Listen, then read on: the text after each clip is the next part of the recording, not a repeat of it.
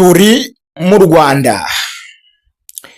Ibintu birakomeye cyane mu gihugu cy'u Rwanda, aho impanuka zimaze gutwara ubuzima bw'abantu benshi cyane mu cyumweru kimwe gusa.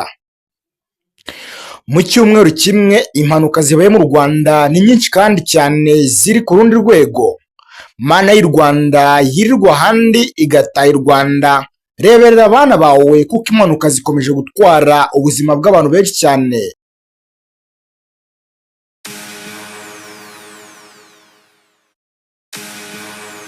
Muri iyi minsi mbese hafi y'abegereye imihanda bahora maso mu buryo bwo kugira ngo birinde ko hari imodoka yabarwa hejuru. Mu masaha ya nijoro usanga benshi batari gusinzira ku bw'iki kibazo cy'uko hamaze kugaragara izi mpanuka zitandukanye ziri kubera ku mihanda itandukanye yo mu Rwanda. Ibi byabaye ubwo ejo ikamyo yakoze impanuka iri hafi ya feruje ya Nyabugogo. Byabaye mu gihe umushoferi yari ashaka gukata imodoka, ariko bitewe n'umuvuduko yagenderagaho ntibyamukundiye. Abari bahari bavuze ko yakase ipine y'imbere, noneho bigatuma kontineri y'inyuma igenda ibirinduka, bikaza kurangira imodoka yose yicetse hasi. Inkuru y'akababaro nuko aho yaguye hari hicaye umumama ushobora kuba wari ufite n'umwana, akaba yahise ahasiga ubuzima ako kanya. Gusa abaturage bari ku mihanda bavuze ko ari Imana yakinze akaboko kuba iyo kamyo itaguriye abantu benshi cyane, kuko hakunda kuba hicaye abantu batari bakeya.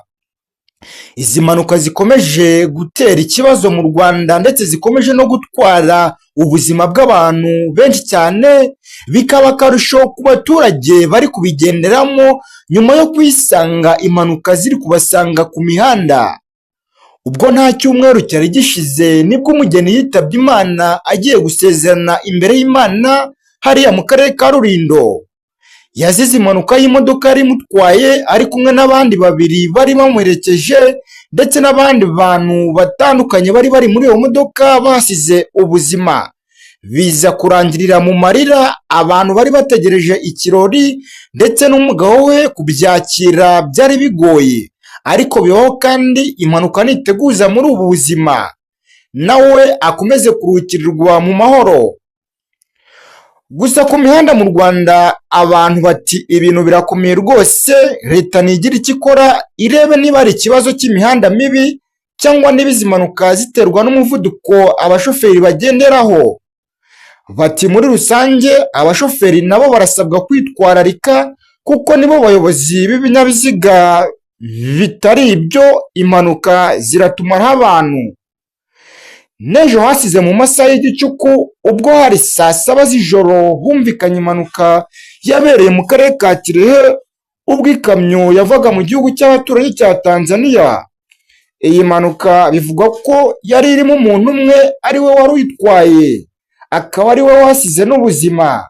Abaturage bagiye gutabara basanga yarangije gushiramo umwuka.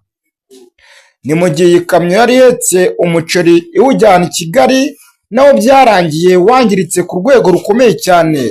Gusa icyo abaturage batangaza kuri iyi mpanuka nuko bavuga ko mbere na mbere ikintu gitera impanuka muri kano karere ari imihanda mibi yujemo amakorosi ateye ubwoba. Bati hano habereye impanuka si ubwa mbere kandi si ubwa kabiri, bati si n'ubwa gatatu, ahubwo hahora habera impanuka cyane cyane z'imodoka z'amakamyo. Basaba leta kureba icyakorwa kugira ngo iyi mihanda ivugururwe, bitari ibyo impanuka zikomeje gutera ikibazo muri uru Rwanda. Hari abari kuhasiga ubuzima kandi batabigizemo uruhare. Hari byinshi biri kwangirika kandi hakwiye kureba igisubizo kirambye.